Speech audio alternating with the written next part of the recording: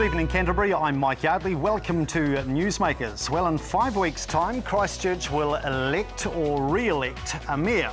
And since his announcement in May, Jim Anderton has led the race. As last weekend's press mayoral poll has indicated, Jim Anderton has maintained a very sizable lead over the incumbent Bob Parker. And joining us for an extensive campaign interview is the mayoral candidate, Jim Anderton. Thank you very much for joining us. Fine, Mike. Nice to be here. We will begin with the state of the race in this press mayoral poll indicating you have 50% to Bob's 31. Given we've got this very high percentage of undecided voters, are they actually going to vote, those 57%, based on previous track records in elections?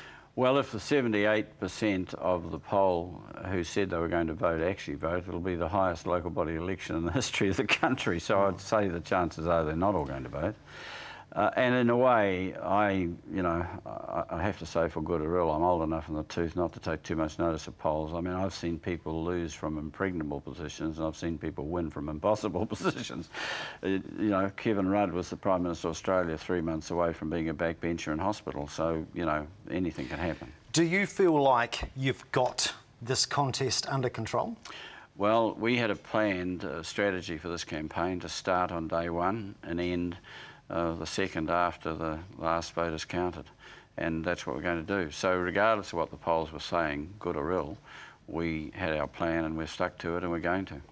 The latest council resident survey indicates only 38% of people feel the public has any influence on decisions the council makes.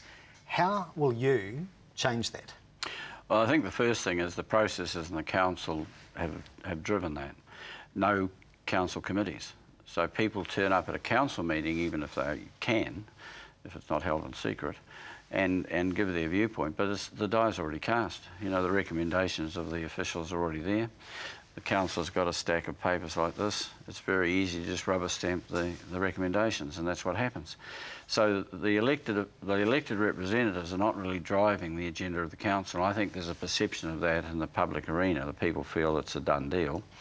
And what we need to do is open up the process. So what you do is you set up council committees where you have councillors specialising in areas of the business of the city. People can go along to those meetings in open meetings and put their viewpoints before any recommendations are made to the council, so people feel they've had their day in court. At the moment they don't, and I think that perception shows it. Only 47% of residents are satisfied that the council makes decisions in the best interests of Christchurch. Realistically, what kind of performance target will you be after to improve on 47%? Well, when I came here from, dare I say it, Auckland, don't mention that much lately, but I think there was a poll. I saw it because I'd been on the Auckland Regional Authority, the Auckland City Council and the Manukau City Council as an elected representative, and I knew a bit about the perceptions that people had of local authorities, which wasn't all that great. And when I came here, I saw this poll that had, I think it was 93% of people in Christchurch thought that the City Council was the greatest thing since sliced bread, and I couldn't believe it. And there was a perception that the council was open, was responsive, and did what the city really needed to have done, and it was all almost like motherhood and apple pie. Now, whether these days you can return to the halcyon days of that, I don't know, but you've got to get somewhere between 38% and that for sure, so I'd be looking for a big improvement. One of the things I'd do is not only have those council committees reinstated so people have an opportunity to make their point.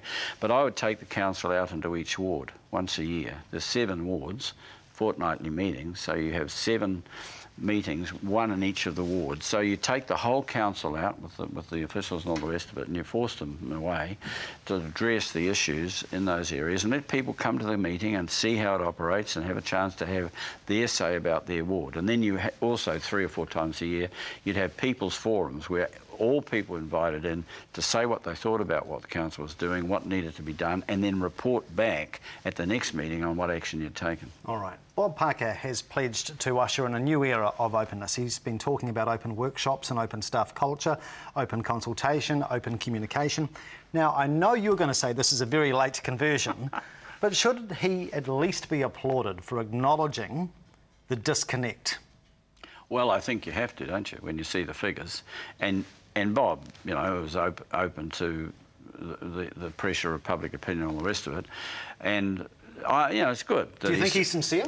Well, you have to wonder after 3 years if you just discovered that you need more open council meetings and you just talk about getting the Auditor General in. Well, you don't need to do that. Just open them up, Bob. That's all.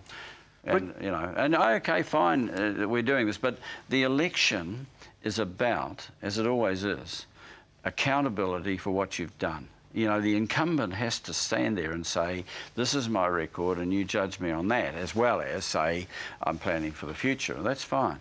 But if you say, well, look, I've spent 3 years learning the job and I want another chance, that's fine. But Bob also says that people like me haven't got enough experience, and as Mayor of Banks Peninsula, he has. Well, he's had 3 years, and I don't think that the judgment of the people is all that good on that 3 years.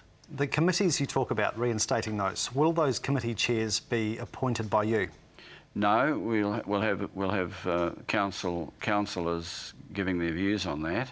I'm not sure whether we'd have a group of councillors making the final decision or whether we'd take a vote or whatever. I'm open to that, but I think everyone should have their say. You need horses for courses. You need people who've got some expertise in those areas to do it. We need finance. We need the works and infrastructure. You need the resource consent and consenting processes and permits and all the rest of it, and so on. You probably need about 5 committees, parks and reserves and all the rest of it.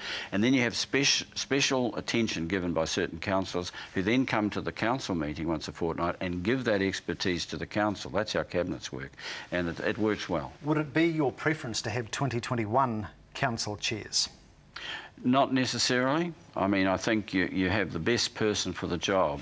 And some new councillors, if there are, and I hope there are, those People's Choice candidates, and they're not all 2021, some of them are independents, and some of the people who are standing as independents, who are not People's Choice candidates, have also been to see me and said they want to see the city move forward, and they're not entirely opposed to some of the things I'm saying.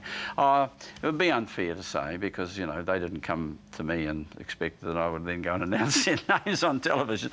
But what I can say is that it's quite a hopeful sign that there are a number of independents who are not affiliated in any way with People's Choice or whatever, who've actually indicated that they will give support for good initiatives, and that's all I can expect. I don't expect agreement even in all 2021 candidates on everything that we're going to do. All right, we'll take a break. Lots of issues to walk through with Jim Anderton. Do stay with us.